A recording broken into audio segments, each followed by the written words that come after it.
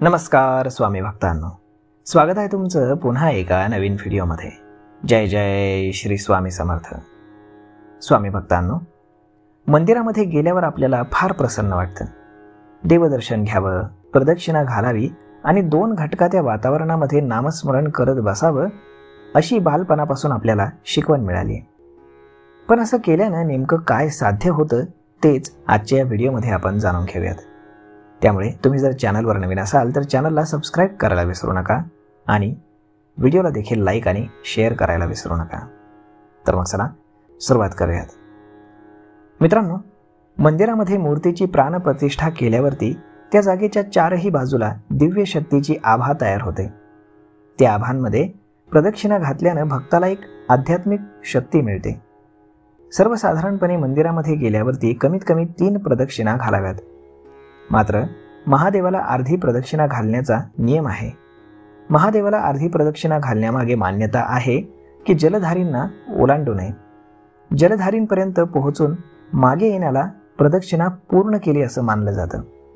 तसेच कोणत्या देवाला किती प्रदक्षिणा घालाव्यात याबद्दलही नियम आहेत, तेही जाणून घेऊयात। तर मग आता श्री गणेशाला 3 प्रदक्षिणा घातल्या जातात आणि यामुळे श्री गणेश भक्ताला रिद्धिसिद्धी सहित समृद्धीचा वर देतात।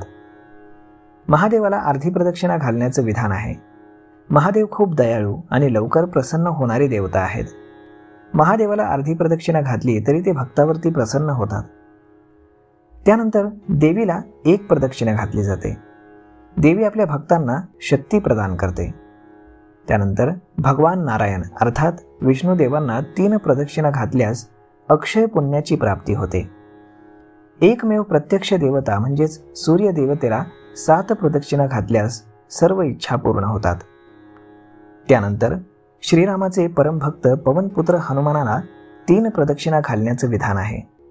प्रदक्षिणा सुरू केल्यानंतर मध्येच थांबू नये। प्रदक्षिणा जिथून सुरू केली तिथूनच समाप्त करावी। प्रदक्षिणा सुरू केल्यानंतर मध्येच थांबलं तर ती प्रदक्षिणा पूर्ण होत नाही आणि तुम्हाला लाभ होत नाही। प्रदक्षिणा घालताना अजिबात बोलू नये। ज्या देवतेला तुम्ही प्रदक्षिणा घालत आहात त्या देवाचं नामस्मरण करावं। प्रदक्षिणा घालण्यापूर्वी गर्भगृहाच्या म्हणजेच गाभाऱ्याच्या बाहेर भागामध्ये डाव्या कडेला उभं राहावं आणि मग प्रदक्षिणेला आरंभ करावा। प्रत्येक प्रदक्षिणेनंतर देवतेला नमस्कार करून मगच पुढची प्रदक्षिणा घालावी।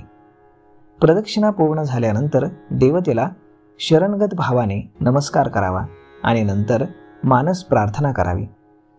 प्रदक्षिणा घालताना देवतेच्या पाठीमागे थांबून नमस्कार कधीही करू नये। काही वेळा नवस बोलून प्रदक्षिणा घातली जाते। अशांमध्ये 51, 108 किंवा 1008 अशा प्रदक्षिणा घातल्या जातात। जेवणापूर्वी प्रदक्षिणा घालाव्यात किंवा संध्याकाळी। जेवून प्रदक्षिणा कधीही घालू नयेत।